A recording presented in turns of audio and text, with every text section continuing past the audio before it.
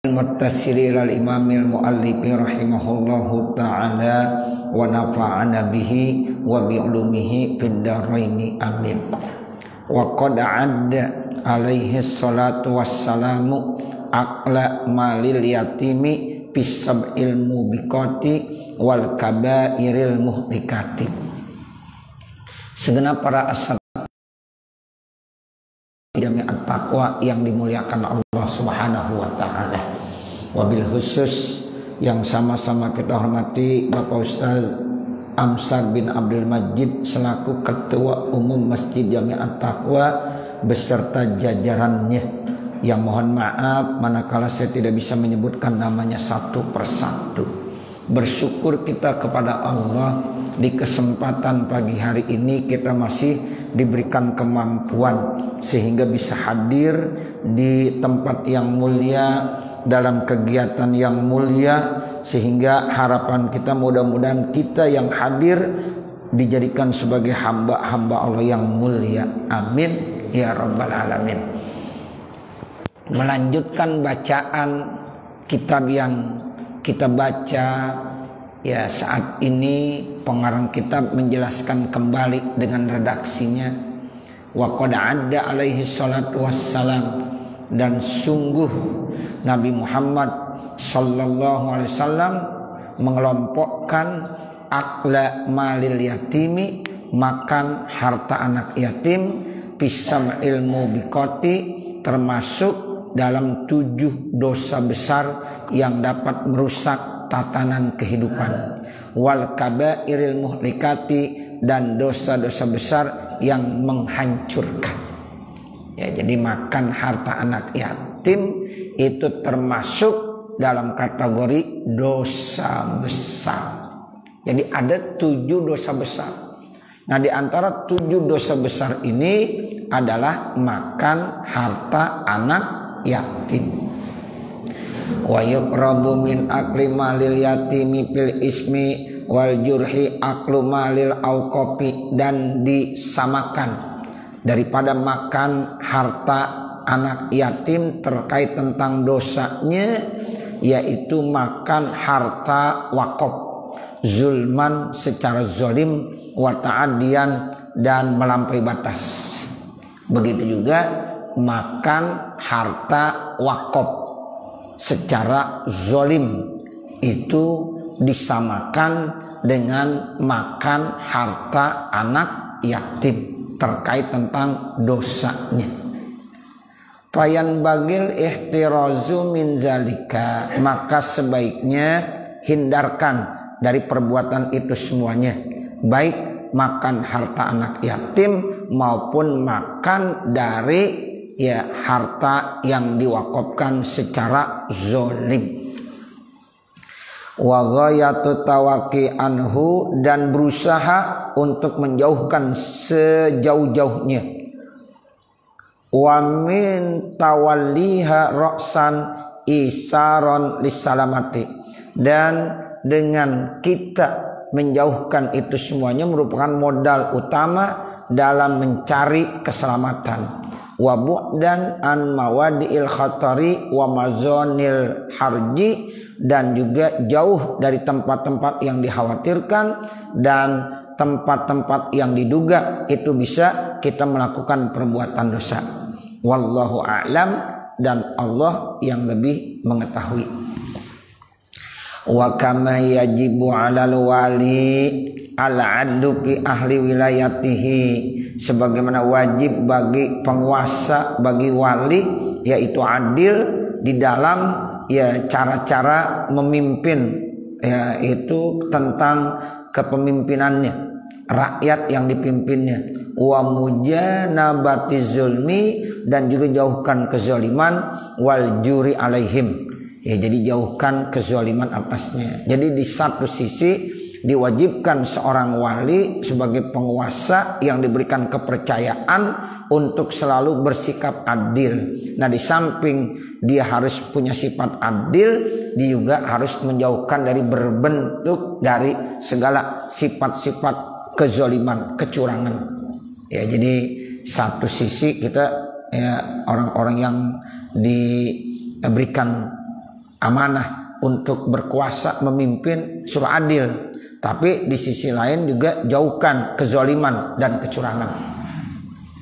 Wal idoatu dan menyia-nyiakan, wal ihmalu dan mengabaikan li umurihim bagi urusan-urusannya. Jadi jangan sampai kita udah dikasih kekuasaan tapi kita menyia-nyiakan kekuasaan tersebut. Akhirnya nanti namanya makan gaji apa? Gaji buta. Tuh, ada istilahnya gaji buta itu Bapak Saudara. Itu idoa.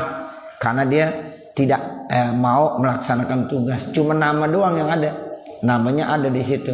Tiap bulan gajinya ya akan diberikan. Nah, berarti dia itu ihmal.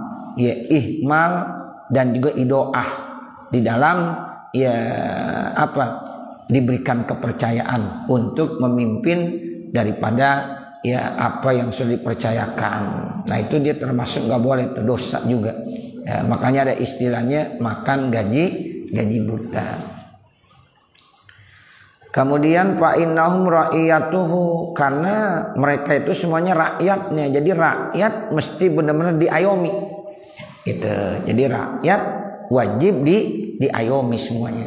Walahul wilayatu syar'iyatu alaihim, dan bagi dia punya kekuasaan syar'iyah secara hukum atas mereka, karena memang dia yang diberikan kepercayaan ya, sehingga dia wajib menjalankan amanah tersebut karena memang dia udah punya rakyat. Nah rakyat itu harus diayomi, dan nanti ya pemimpin tersebut akan dimintai pertanggungjawabannya terhadap kepemimpinannya. Waqad warada, dan sebutlah datang keterangan hadis annar rajula, bahwasanya seorang laki-laki yuktabu minal jabbarin, ditulis nanti di akhirat termasuk manusia yang jabbarin. Artinya manusia-manusia yang melampaui batas, yang zalim, yang sombong. Wa ma yamliku illa ahli baiti, padahal dia tidak menguasai kecuali cuma ya keluarga ahli baitnya. Ai payuzlimhum, artinya dizalim kepada ahli baitnya. Ada orang nanti di hari kiamat dikategorikan sebagai jabbarin, padahal selama dihidup di dunia enggak jadi pemimpin, enggak jadi penguasa. Ternyata dia sebagai pemimpin dalam keluarga. Dalam keluarga punya rakyat juga. Nih kita nih misalnya jadi suami, kita punya rakyat. Rakyat kita siapa di rumah? Istri kita sama anak-anak kita. Jadi istri, anak-anak kita itu sama termasuk rakyat buat kita. Nah kalau kita enggak bisa adil dan kita zalim, nanti dicatat minal jabbarin. Makanya kita agak bingung lah, kan saya di dunia enggak jadi pemimpin, enggak jadi penguasa, kok kenapa dikategorikan menjadi hamba Allah yang jabbarin? Ternyata alasannya ente bukan enggak jadi pemimpin, ente jadi pemimpin karena ente punya rakyat. Rakyat saya siapa? Oh rakyat saya ada di dalam keluarga, anak dan istri itu adalah rakyat buat kita. Itu yang dimaksud kullukum ra'in wa kullukum mas'ulun an ra'iyatih. Jadi kita ini akan dimintai pertanggungjawabannya di hadapan Allah karena kita punya rakyat. Bahkan kalau kita nggak punya anak, nggak punya istri, kita juga sebagai pemimpin juga. Rakyatnya apa? Anggota tubuh kita. Mata, telinga, mulut, kaki, tangan. Itu namanya rakyat buat kita. Apa yang dilakukan oleh mulut nanti kita akan dimintai pertanggungjawabannya. Apa yang dilakukan oleh tangan nanti kita dimintai pertanggungjawabannya, dan seterusnya dan seterusnya. Jadi kesimpulannya Nabi menyatakan kullukum ra'in wa kullukum mas'ulun an ra'iyatihi. Kemudian nas'alullaha al-lutfa wal afiyah wa tahaqquqa bit taqwa wal istiqamah wala haula wala quwwata illa billahil aliyil azim.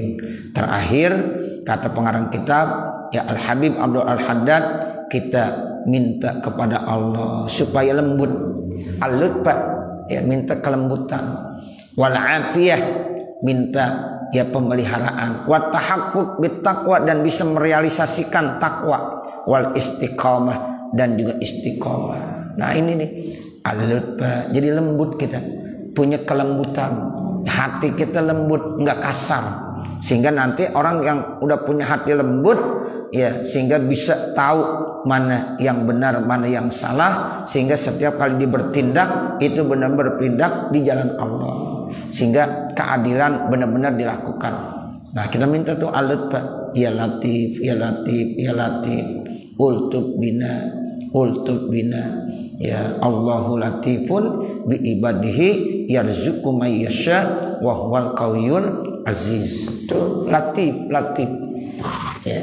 Makanya kita disuruh perbanyak baca kalimat ya Latif ya Latif ya Latif ya Latif. Artinya Allah yang maha lembut. Tuh. Artinya lembut itu nanti banyak artinya. Di beberapa kitab saya baca itu Bapak Saudara, di antara ya lembut itu artinya Allah memberikan kebaikan-kebaikan, tetapi biasanya ada ujiannya dulu. Allah kasih kebaikan kepada hambanya, tapi biasa diuji dulu. Seperti Nabi Yusuf diberikan kekuasaan, bisa menjadi raja di Mesir, gubernur di Mesir. Ya, itu sudah dapat ujian berat. Ya, bahkan dia sempat dijadikan budak. Itu Nabi Yusuf. Kemudian Nabi Muhammad ya diangkat derajatnya itu setelah diusir dulu dari kota Mekah ke kota Madinah. Itu hijrah. Hijrah itu kan Nabi diusir ya, karena orang-orang kafir udah nggak mau nerima Nabi. Bahkan saat itu sudah ada persekongkolan bahwa Nabi akan dibunuh ya. Nabi bilang kalau seandainya saya tidak diusir, saya tidak akan pindah dari kota Mekah, tanah kelahiran saya. Mekah atau yang dikatakan Bakkah pada saat itu adalah tanah yang sangat istimewa ya, mulia. Tapi karena saya diusir ya saya pindah. Tapi setelah diusir ya pindah di Madinah yang saat itu dulu namanya Yasrib, akhirnya Allah kasih kemenangan ya, itu Nasrun ya, Allah kasih pertolongan. Nah begitu wafathun dan Allah kasih kemenangan, akhirnya Mekah ditundukkan, putuh Mekah. Turun ayat idza jaa nasrullahi wal fath wa ra'aitan nasa yadkhuluna fi dinillahi afwaja fasabbih bihamdi rabbika wastaghfirhu innahu kana tawwaba. Itu begitu. Jadi susah dulu, itu namanya latif ya. Jadi Allah kasih kebaikan-kebaikan kepada hambanya, tapi diuji dulu. Banyak lagi yang lain-lain contohnya Bapak, Ibu, Saudara. Nah makanya kita begitu. Orang itu bahagia, senang, sukses, biasanya susah dulu. Tuh, coba rata-rata orang kagak ada yang langsung dari kecil lo senang aja. Ya begitu. Biasanya ya dia diuji dulu. Begitu. Orang yang namanya ya ingin menjadi manusia sukses apapun bidangnya, pasti awalnya susah dulu. Makanya anak-anak kita ajarin begitu. Jangan lihat udah bahagianya aja, lihat si A enak banget tuh si A. Jangan lihat waktu enaknya, dulu perjuangannya berat, supaya anak kita nggak males dalam ya menyeke hidup ini. Sebelum kita sukses berhasil ada syaratnya, yaitu bersakit-sakit dahulu, baru bersenang-senang kemudian. Nah itu banyak orang-orang sukses begitu Bapak Ibu Saudara. Kita bisa contoh ya dari cerita biografi orang-orang sukses rata-rata seperti itu. Nah sehingga kalau ini kita tanamkan kepada anak-anak kita, sehingga anak-anak kita itu enggak merasa malas. Minimal orang pintar harus belajar. Tuh al-ilmu bit-ta'allum. Tuh kadang-kadang dia belajar di pondok pesantren, di lembaga-lembaga pendidikan, di mana aja ya yang cukup berat, hujan kehujanan. Kalau lagi musim hujan pada sekolah, masya Allah berat itu. Ya begitu. Nah, jadi itulah ujiannya. Malam pada bangun untuk apa? Tahajud, ngapalin. Ya apalagi yang di pondok, kadang-kadang benar-benar mandiri. Ya kadang-kadang masak, dia udah masak sendiri, nyuci sendiri. Padahal kalau di rumah belum tentu dia mau nyuci sendiri. Nah, begitu Bapak Ibu Saudara. Nah ini artinya mereka harus susah terlebih dahulu. Ya dimanapun dia berada, ketika ya awal sebelum dia menjadi manusia sukses, pasti dia akan bersusah-susah terlebih dahulu. Nah itu termasuk latif. Latif juga artinya Ya, khabir, maha mengetahui dengan sedetil-detilnya. Itu latif. Ya, jadi Allah itu latifun. Allahu latifun. Ya, Allah itu maha lembut, artinya Allah mengetahui sedetil-detilnya. Apapun yang ada di dunia ini tidak ada yang tidak diketahui oleh Allah Subhanahu wa taala. Hampir sama dengan khabir. Khabir juga begitu. Allah mengetahui sedetil-detilnya. Ad-daqaiq, yang lembut-lembut, yang alus-alus, yang kecil-kecil bisa diketahui oleh Allah Subhanahu wa taala. Sehingga kalau kita selalu baca ya latif itu insya Allah kita menyadari Allah itu tahu persis apapun yang kita lakukan, sekecil apapun yang kita lakukan Allah tahu.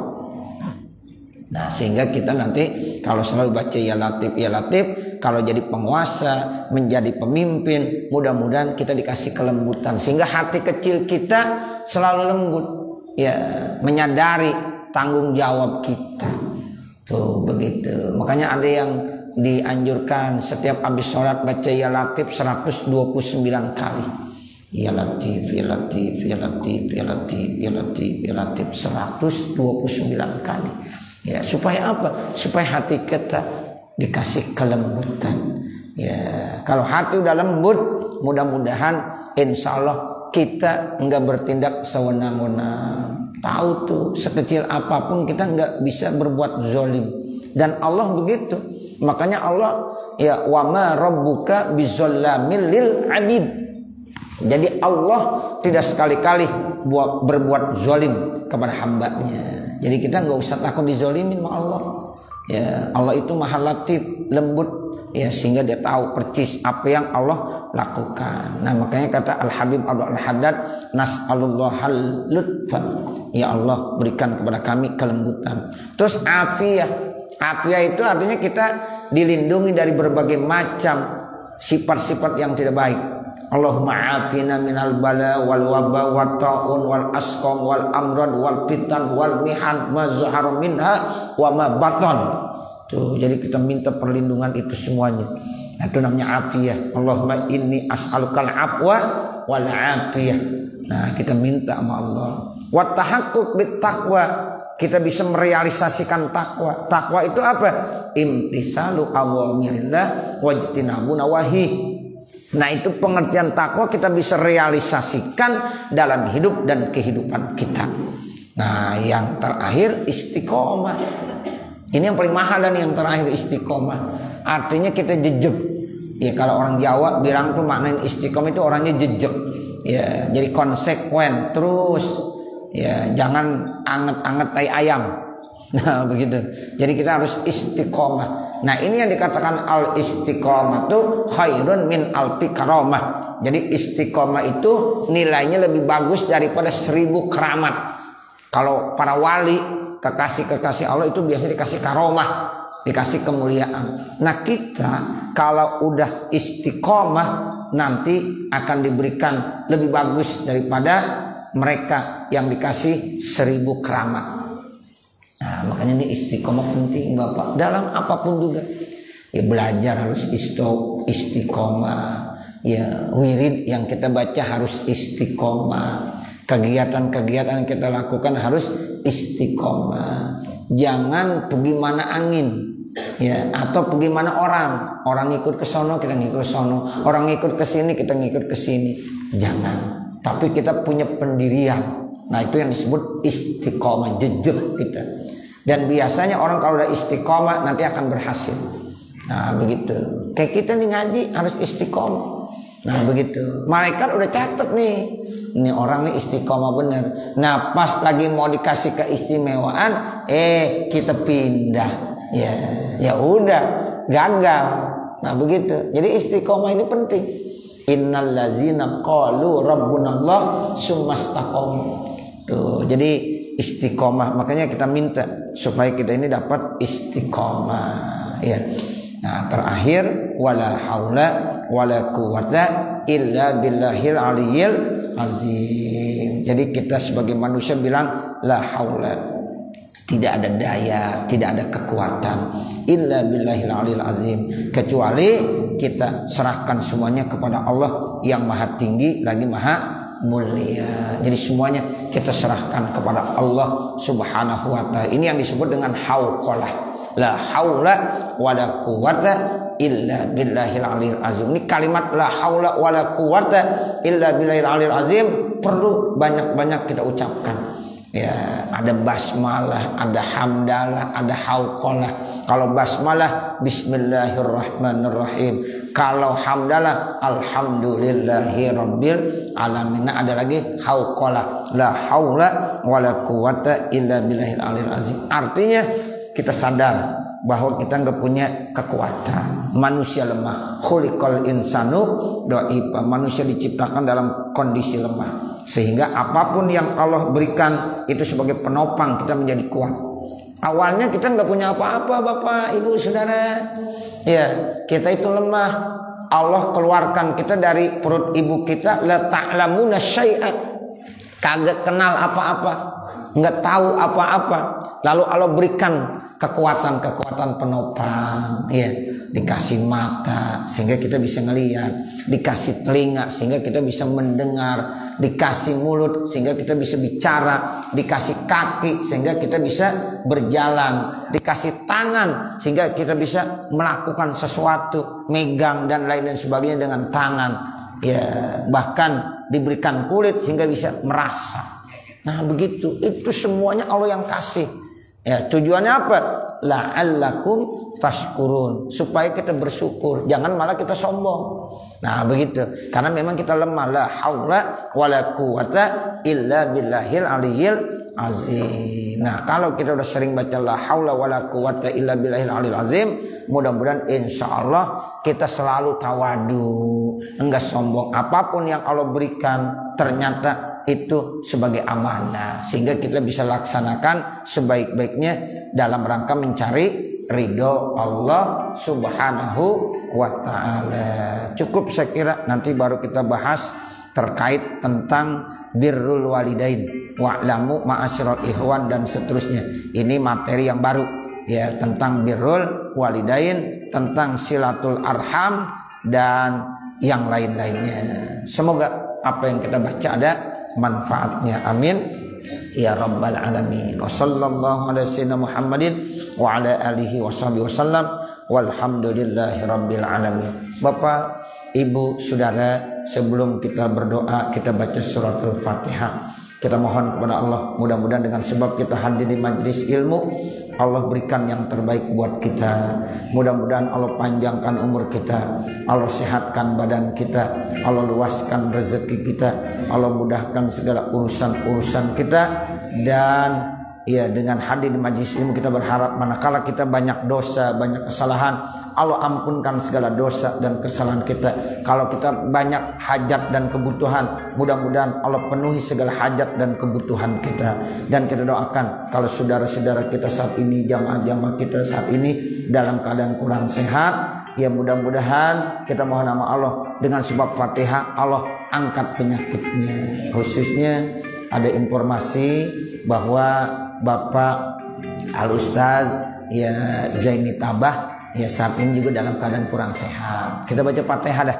Ya, mudah-mudahan Allah angkat penyakitnya. Ya, Allah sehatkan kembali badannya. Begitu juga kalau ada keluarga-keluarga kita yang kurang sehat, ya mudah-mudahan Allah angkat penyakitnya, Allah sehatkan badannya. Al-Fatihah latilkan niyah wa ila hadratin Nabi Muhammadin sallallahu alaihi wasallam. Al-Fatihah. A'udzubillahi minasyaitonirrajim. Bismillahirrahmanirrahim. Alhamdulillahirabbil alamin. Arrahmanirrahim. Maliki yaumiddin.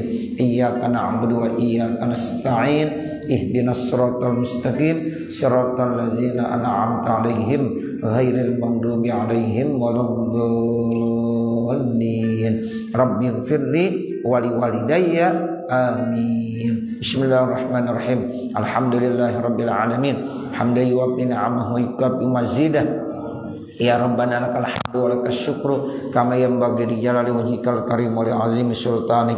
Subhanaka la nuhsi sanaan 'alaika kama asnaita 'ala nafsik wa lakal hamdu hatta tarda. Allahumma salli ala sayyidina Muhammad wa ala ali sayyidina Muhammad. Allahumma salli ala sayyidina Muhammad wa ala ali sayyidina Muhammad. Allahumma salli ala sayyidina Muhammad wa ala ali sayyidina Muhammad. Ya Allah, ya Allah, ya Allah, ya Rahman, ya Rahman, ya Rahman, ya Rahim, ya Rahim, ya Rahim. Irhamna ya Allah fa innaka khairur rahimin warzuqna ya Allah fa innaka khairur raziqin wahdina wa waffiqna ila siratikal mustaqim. Rabbana atina fid dunya hasanah wa fil akhirati hasanah wa qina azabannar. Wa sallallahu ala sayyidina Muhammadin wa ala alihi washabihi wasallam walhamdulillahi rabbil alamin. Wassalamualaikum warahmatullahi wabarakatuh.